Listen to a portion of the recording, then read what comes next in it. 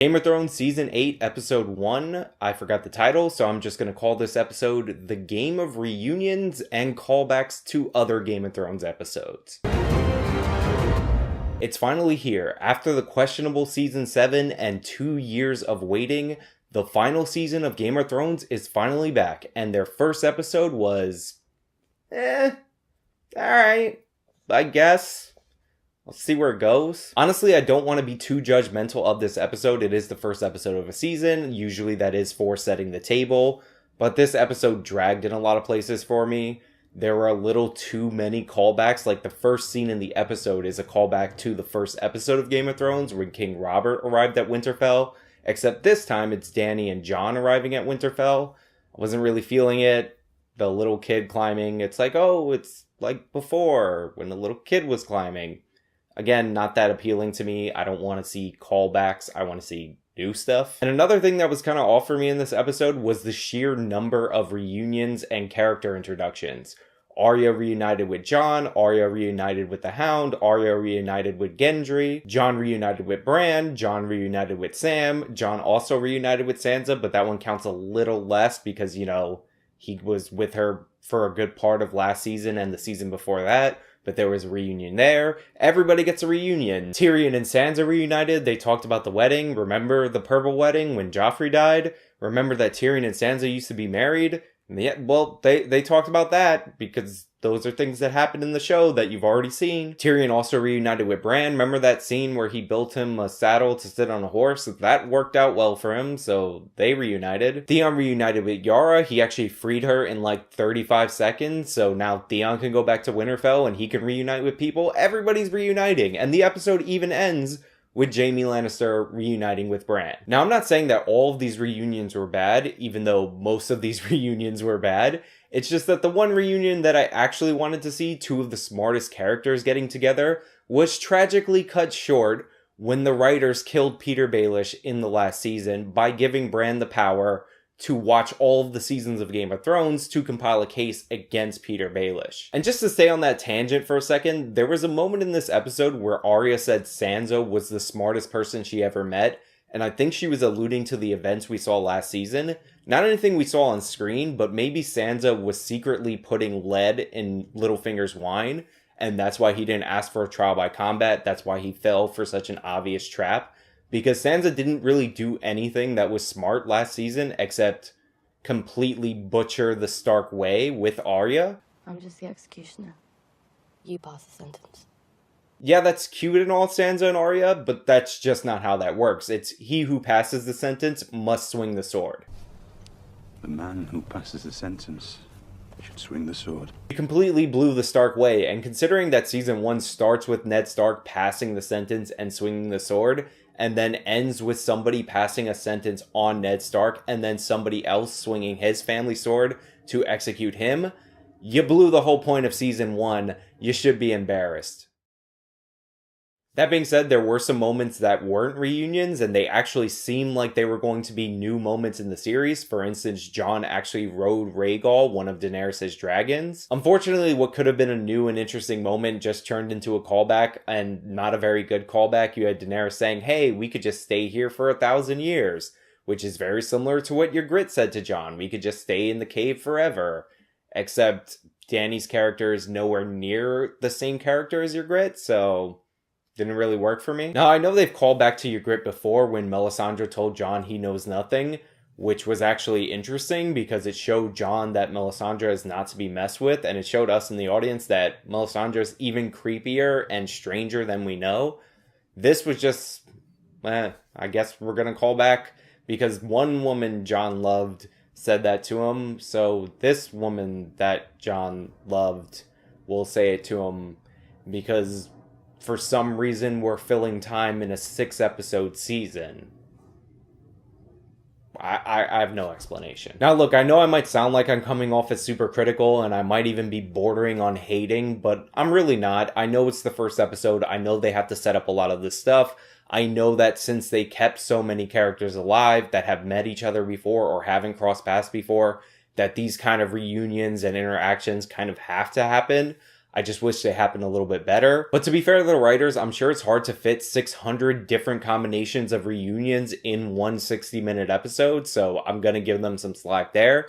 It's just that I felt that certain reunions that should have been more emotional, like Arya and Jon, really weren't. For example, for me, in season 7, when Arya found out that Jon rode down from Castle Black and took Winterfell and then became crowned King of the North, that scene was more emotional than her actually meeting Jon, because there were so many reunions in this episode, and that scene actually had, like, genuine emotion, while this one was like, look at our swords, oh, you still have Needle, and it was like a combination of all the things that, like, a fan fiction writer would have had in there, but I would have thought that the show would have realized could have gone without being said so explicitly. Like, she hugs Jon in the exact same way that she hugged him when he left Winterfell in season 1, and it just didn't do anything for me. Which really sucks, because her reaction in season 7 really set up for, like, a more heartwarming reunion, and I just don't like the way that it was played here. Like, maybe throw in the Stark theme a little bit. I could have used that. It was, like, really quiet in the background, and it just didn't do it for me. That being said, there were things that I actually did like in the episode, and the first one that comes to mind is the North not liking the fact that Jon bent the knee to Daenerys. Game of Thrones is a show where there are supposed to be consequences for your actions, and I did like that there were some consequences for Jon giving up his crown to Daenerys. I also did like the fact that Sansa doesn't accept Daenerys, and she doesn't like Daenerys, because that's like the root of the show. It's a game of power politics. I like the part where Bran cuts in and he's like, hey, there's literally no time for this. The Night King has your dragon. He used it to take down the wall, and right now they are marching for Winterfell. That being said, Bran is completely wrong, and he needs to go back and rewatch all 7 seasons, because this is what Game of Thrones is about. There is a looming threat. There's been a looming threat since the end of season 1, but the real meat of the show is people vying for power, so I do like that there is some conflict in the northern camp. I caught a couple of other reviews where people are like, oh, I hope this conflict drops, I'm not really interested in this kind of drama, and I think they're completely wrong. I hope this conflict builds over the course of the season, and that leads me to the 2 scenes and the character that I think saved this episode, and that's Samwell Tarly. So in season 7, after the Lannister forces took Highgarden, Daenerys, the Dothraki, and one of her dragons came in and destroyed the Lannisters, and at the end of the battle she demanded that all of the people that surrendered bend the knee to her, and Sam's father, who I think is Randall, and his brother Dickon refused to bend the knee, and she burned both of them. That was a mistake. Mistakes are supposed to have consequences in this show, so in this episode, when Dany goes to thank Sam for saving Ser Jorah, she figures out that he's Samwell Tarly, and she murdered his brother and his father, and Sam is pissed off about it, and he should be. Now, this technically does play like a callback, since Sam and Jon are basically like brothers, just like Ned and Robert were like brothers. The Mad King murdered Ned's father and Ned's brother, and that's part of what started Robert's rebellion. So the fact that Sam almost immediately after that decided to tell Jon that he's actually a Targaryen and he's the heir to the Iron Throne, and that he doesn't want Daenerys to be queen, and it shouldn't be Daenerys on the throne, and he even challenges Jon and points out that, hey, you are willing to give up your crown to save your people. Do you really think that she's willing to do that? And he points out that Daenerys lied to him. That was actually good stuff, and that was the stuff that I appreciated. Now, this was still a little annoying because this is the 3rd or maybe even the 4th time that this information has been revealed to the audience, and it still has to be revealed one more time to Daenerys. So I'm kind of over that. Like, they've been doing this since season 6, episode 10, and it's like, come on already. Like, he's Aegon Targaryen. He's the heir to the Iron Throne. Can we get this conflict to the forefront?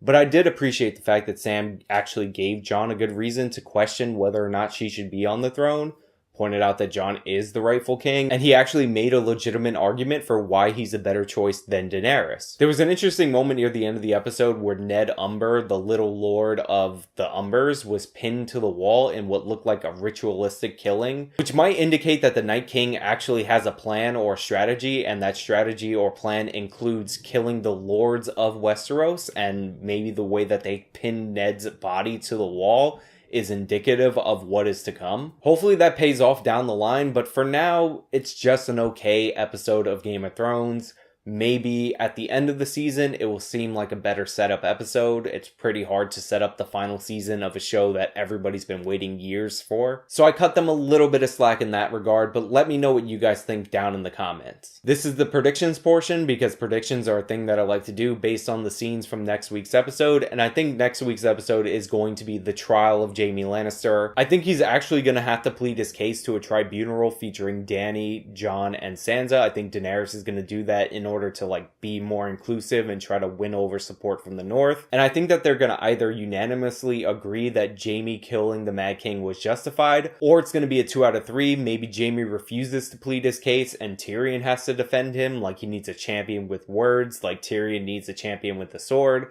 Don't know how exactly that's going to work. I don't even know if that's a thing that actually happens in Westerosi tradition and law. But even if that's a thing that's not explicitly allowed in Westerosi law, I feel like they're just going to butcher it and have Tyrion defend Jaime anyway. Anyway, that's all I really have for you guys today. Let me know what you think about Game of Thrones Season 8, Episode 1 in the comments down below. You guys can subscribe for more content, follow me on Patreon, you guys know the drill. These reviews may or may not continue exclusively on the Dudemonkeyhq channel, so let me know what you guys think about that. I might just run through the 6 episodes here and put them there too, but I don't know, I haven't decided. Anyway, that's it. Till next time.